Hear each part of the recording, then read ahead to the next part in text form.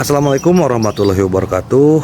Mimin lanjutkan lagi cerita Raja Kegelapan Cipenya. Tapi seperti biasa, sebelum dilanjut, bantu tekan tombol like dan berkomentar juga Tuan Rena gas. Bab 1405. Kemarilah, Donglan dan Han Lu berseru.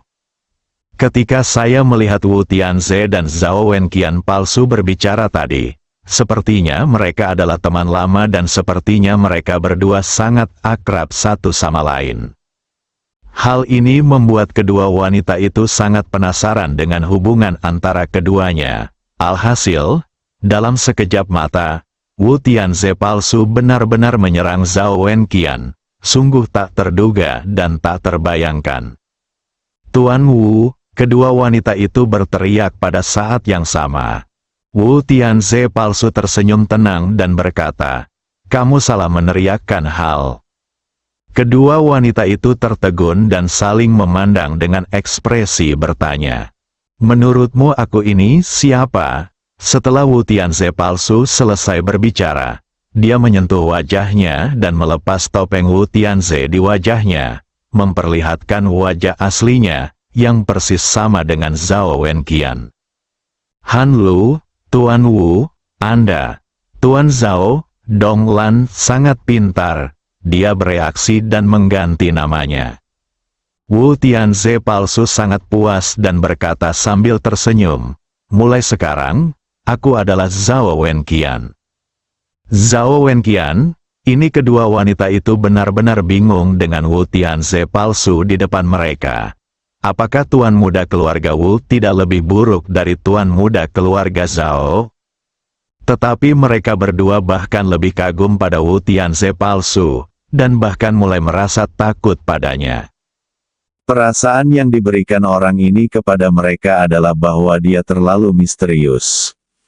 Dia bisa membuat awan dan hujan dengan lambaian tangannya, dan semuanya tampak berada di bawah kendalinya. Sun Sengshu menempelkan topeng Wu Tianze di tangannya ke wajah Zhao Wenqian. Pada saat ini, dia berubah menjadi Zhao Wenqian lagi, dan Zhao Wenqian langsung menjadi Wu Tianze palsu. Donglan dan Han Lu terkejut lagi.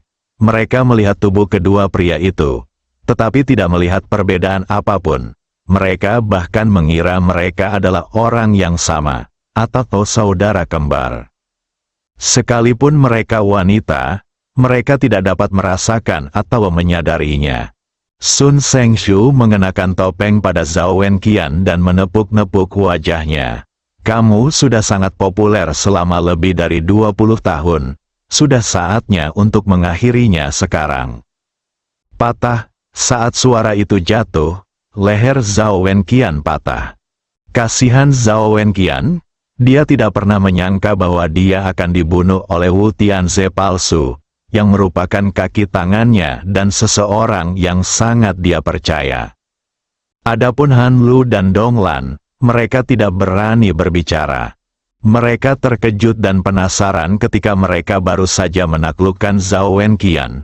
Dan sekarang mereka bahkan lebih takut lagi ketika dia dibunuh dengan cara ini. Tiba-tiba saya merasa Wu Tianze di depan saya begitu menakutkan. Sun Sengshu menatap Han Lu. "Pakai topengmu dan pergilah ke kamar 606. Ji Meiyan ada di sana. Taklukkan dia, lalu gantikan dia." Han Lu langsung mengangguk. "Jangan khawatir, Tuan Wu." Dia bahkan lebih terkejut lagi melihat betapa Wu Tianze palsu itu mengetahui situasi dengan baik, dan tidak berani untuk tidak patuh. Han Lu hendak pergi, tetapi Wu Tianze palsu menghentikannya, dan berkata, "Berikan ini pada Ji Meiyan." Han Lu mengambilnya dan melihatnya, dan langsung terkejut, ternyata itu adalah topengnya. Dengan cara ini, bukankah itu berarti dia dan Ji Meiyan akan bertukar identitas? Han Lu sangat gembira. Dia sekarang adalah adik Ji Fei. Jika saatnya tiba, dia akan mengerjai Si Bin dan Ji Fei secara bersamaan. Itu pasti akan menjadi hal yang sangat populer. Dia bahkan lebih gembira dan berlari mencari Ji Meiyan dengan gembira. Wu Tianze palsu menatap Donglan dan berkata, Jika kamu lari keluar dan berteriak sekarang, kamu akan mengatakan bahwa Ji Fei datang dan membunuh Zhao Wenqian. Bagaimana jika tidak ada yang mempercayainya? Tanya Donglan. Kenapa repot-repot dengan begitu banyak hal?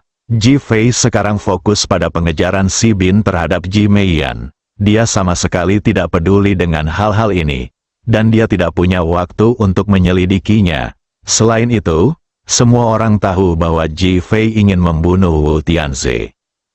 Mendengar ini, Donglan langsung mengangguk. Saat ini, dia mengerti mengapa Wu Tianze palsu menyentuhnya tadi. Itu bukan karena keinginan, itu hanya akting. Di satu sisi, hal itu membuat Zhao Wenqian yang datang menjadi lebih waspada, dan di sisi lain, hal itu menunjukkan bahwa kedatangan dan pembunuhan Ji Fei yang tiba-tiba itu adalah nyata. Bagaimanapun, Wu Tianze menjadi sangat kuat karena dia meminum darah yang Jie. Jika dia terbunuh tanpa perlawanan, itu akan menjadi kebohongan. Sekarang pakaiannya berantakan, yang akan menimbulkan kesan bahwa Ji Fei menyergap dan membunuhnya saat Wu Tianze sedang berhubungan intim dengannya, yang mana akan masuk akal. Ketika saya memikirkan pengaturan ini, sungguh sempurna. Donglan berlari keluar, berpura-pura sangat gugup dan panik, dan berteriak, "Tolong, seseorang sedang membunuh seseorang." Teriakan melengking dan menegangkan terdengar di koridor, yang langsung menarik perhatian sekelompok orang. Seseorang bertanya dengan keras, "Siapa yang terbunuh?" "Tuan Wu Tianze terbunuh." "Wow," teriak Donglan dengan keras. "Ah, Tuan Muda Wu terbunuh? Apakah Ji Fei yang melakukannya?" Seseorang langsung berseru dan bertanya. Donglan mengangguk putus asa. Ji Fei lah yang membunuhnya. Wow. Ji Fei terlalu tidak jujur. Dia bilang dia tidak akan menyentuh keluarga Wu selama 10 hari. Jadi mengapa dia membunuh seseorang? Benar sekali, itu 100 miliar. Cepat dan beritahu keluarga Wu. Kurasa keluarga Wu akan melawan Ji Fei sampai mati kali ini. Kerumunan orang yang berlarian untuk menonton tidak dapat menahan diri untuk tidak berteriak. Donglan gembira melihat reaksi semua orang, dan diam-diam memuji Wu Tianze atas pengaturan yang dilakukannya dengan sempurna dan atas perhitungan akurat setiap langkahnya. Situasi di sini kacau, dan Han Lu datang ke pintu kamar 606 di sisi lain. Han Lu mengenakan topeng Ji Meiyan. Ketika dia melihat dua pengawal pria berjas hitam berdiri di pintu, dia bersikap sangat wajar dan berjalan mendekat dengan punggung tegak.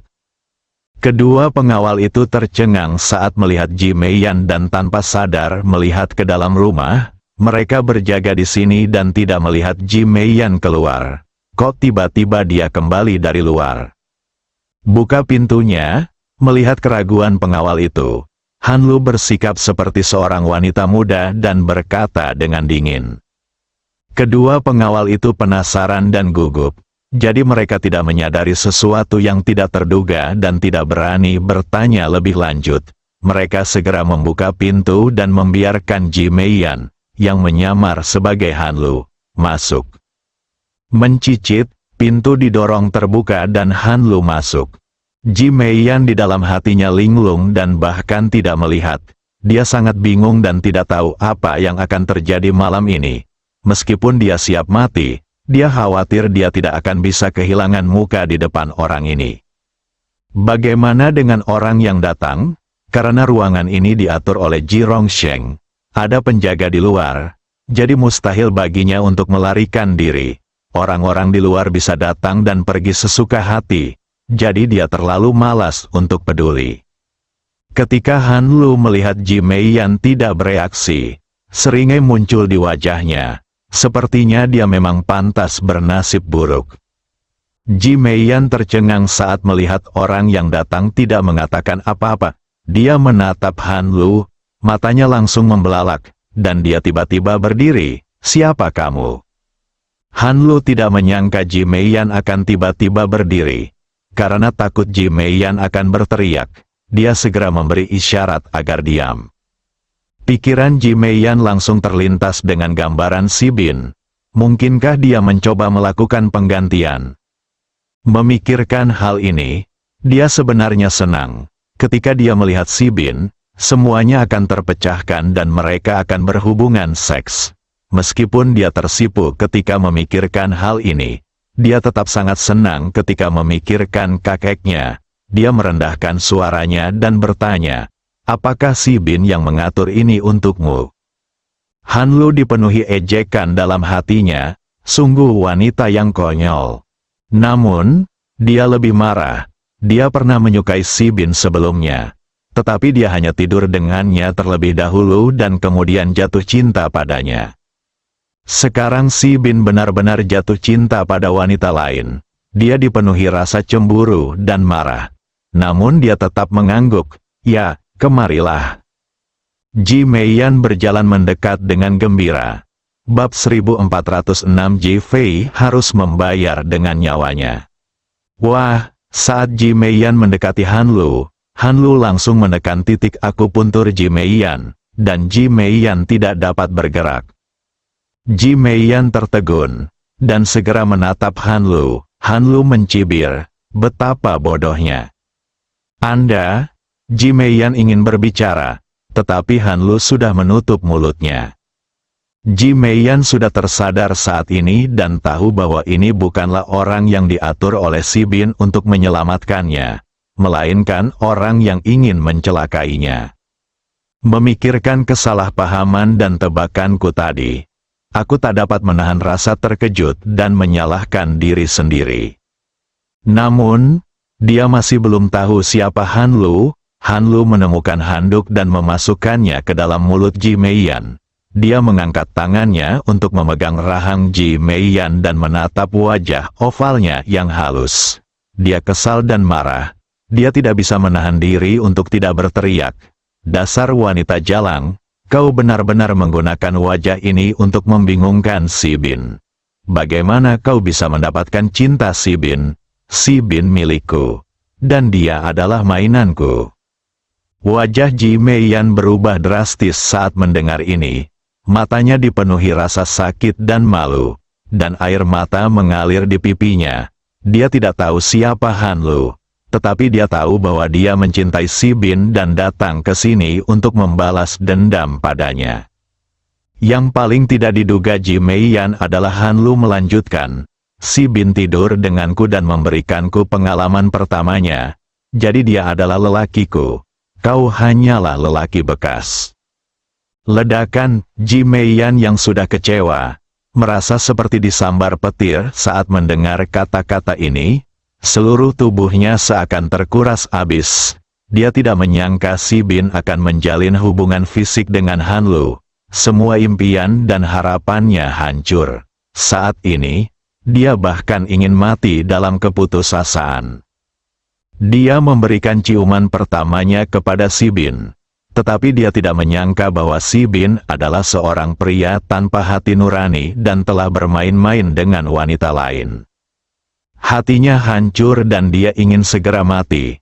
Han Lu sangat senang dan bahkan gembira saat melihat Ji Meiyan menangis. Ini adalah hasil yang paling diinginkannya. Dia tidak bisa mendapatkan Si Bin. Dan dia sama sekali tidak bisa membiarkan Ji Meiyan mendapatkannya. Dia berharap bisa menghancurkan Si Bin dan Ji Meiyan bersama-sama. Kau benar-benar ingin tahu siapa aku, kan? Han Lu merasa lega melihat Ji Meiyan kesakitan, dan bertanya sambil tersenyum muram. Meskipun Ji Meiyan tidak bisa berbicara atau bergerak, matanya sudah memberikan jawaban positif. Kau akan mengetahuinya sekarang. Setelah Han Lu selesai berbicara, dia memasang topeng kulit manusia Han Lu yang diberikan kepadanya oleh Wu Tianze palsu di wajah Ji Meiyan. Ji Meiyan tidak tahu apa itu. Dia terkekang dan tidak bisa bergerak atau berbicara. Dia hanya bisa menangis karena frustrasi, tetapi dia tetap dipaksa untuk memakainya. Ketika Han Lu melihat Ji Meiyan mengenakan topeng itu, dia tidak bisa tidak terkejut dengan hasil karya Wu Tianze palsu itu terlalu sempurna dan sangat mirip, dia berkata dengan gembira. Aku akan membiarkanmu melihat dengan jelas. Dia mengeluarkan ponselnya, memilih mode swafoto, dan mengarahkannya ke Ji Meiyan. Ji Meiyan melihat kecantikan berwajah oval yang lembut di kamera, dan bahkan memiliki ekspresi heroik di wajahnya, yang merupakan aura wanita yang mendominasi. Hatinya semakin hancur. Adalah hal yang wajar bagi Si Bin untuk menyukai wanita secantik itu. Tampaknya Si Bin bersama Han Lu dengan sukarela, bahkan dengan sukarela. Pada saat ini, dia merasa hidupnya konyol. Bagaimana dia bisa jatuh cinta pada pria yang terobsesi dengan penampilan? Aku jatuh cinta padanya tanpa syarat. Aku sangat menyesalinya dan aku tidak punya muka untuk bertemu orang lain. Saya sudah ingin mati, dan pada saat itu tekad saya pun semakin kuat. Pada saat ini, terdengar suara langkah kaki di luar. Han Lu bereaksi cepat dan segera menggendong Ji Meiyan dan menaruhnya di dalam lemari. Ji Meiyan, tunggulah dengan baik. Saat Si Bin dan aku tidur di ranjang ini, aku akan memberitahumu betapa Si Bin mencintaiku. Ji Meiyan meneteskan air mata penghinaan. Han Lu baru saja menutup pintu ketika suara Ji Guangjun terdengar. Meiyan, kita pergi ke ruang perjamuan sekarang. Han Lu yang berpura-pura menjadi Ji Meiyan, berpura-pura sedih dan tidak mengatakan apa-apa, hanya mengangguk, agar tidak ketahuan salah suara. Ji Guangjun tidak banyak berpikir dan menghela napas. Wu Tianze terbunuh, ku dengar Ji Fei membunuhnya. Sekarang mereka sedang menyelidikinya. Kau harus bertunangan dengan Zhao Wenqian dengan damai. Kalian berdua adalah pasangan sejati. Han Lu tidak mengatakan apa-apa, tetapi diam-diam memuji Wu Tianze atas kepintarannya dan karena melakukan segalanya dengan sempurna. Ji Meiyan di dalam lemari mendengar ayahnya berbicara tentang pekerjaan itu, tetapi dia tidak menyadari itu palsu, dan dia merasa sedih entah kenapa. Namun, saat aku memikirkan kekecewaanku terhadap Si Bin, aku tidak peduli lagi, dan aku bahkan tidak peduli dengan hidup dan matiku sendiri. Ayo pergi. Setelah Ji Guangjun selesai berbicara, dia pergi bersama Ji Meiyan, yang menyamar sebagai Han Lu. Ji Meiyan yang asli sedang berbaring di dalam lemari, membiarkan air matanya mengalir. Dia patah hati. Pengawal di pintu merasa penasaran saat melihat Ji Meiyan, tetapi dia tidak berani mengatakan apa-apa, apalagi menyebutkan bahwa dia baru saja masuk dari luar. Jadi Ji Guangjun tidak tahu apa-apa. Polisi sedang memeriksa jasad Zhao Wenqian di kamar tempat jasadnya ditemukan. Wu Chengjun tidak tahu bahwa itu adalah Wu Tianze palsu. Dia menangis dan marah menuduh Ji Fei melakukan pembunuhan. Pasti Ji Fei yang melakukannya. Terakhir kali di rumah duka, Ji Fei membuat keributan dan meminta 100 miliar. Dia orang yang sangat jahat, bukan? Dia meminta uang dan berkata tidak akan menyakiti siapapun selama 10 hari. Tetapi dia tetap membunuh seseorang. Masyarakat ini diatur oleh hukum. Membunuh orang dengan cara yang begitu kejam adalah kejahatan yang keji. Beberapa orang yang datang bersama Wu Chengjun mulai mencela dan menuduh Ji Fei. Polisi melihat bahwa situasinya mendesak dan khawatir situasinya serius. Kepala polisi melihat ke salah satu dari mereka dan berkata, bawa seseorang untuk segera menemukan Ji Fei. Tidak perlu mencarinya. Dia ada di ruang perjamuan di lantai paling atas. Wu Chengjun baru saja melihat Ji Fei di sana dan berkata dengan pasti. Pergi ke lantai atas. Polisi yang memimpin melambaikan tangannya dan memimpin jalan menuju ruang perjamuan di lantai atas. Wu Chengjun dan yang lainnya mengikuti di belakang, dengan kebencian di wajah mereka. Beberapa orang di aula perjamuan sudah tahu tentang ini. Qi Yuan dan yang lainnya melaporkannya kepada Ji Fei. Mulut Ji Fei sedikit melengkung, menunjukkan minat. Wu Tianze terbunuh. tampaknya kali ini akan menarik. Dia tahu kemampuan Wu Tianze, dan tidak mungkin orang biasa bisa membunuhnya. Bawa ini ke departemen terkait dan beritahu mereka agar tidak menimbulkan masalah. Ji Fei memberikan perintah balai naga kepada Qi Yuan. Qi Yuan segera keluar untuk memastikannya. Ji Fei menatap Si Bin dan berkata, "Pernikahanmu adalah hal terpenting malam ini. Tidak ada hal lain yang penting." "Terima kasih, Tuan." Suara Si Bin tercekat karena emosi. Saat ini, Ji Fei benar-benar baik padanya.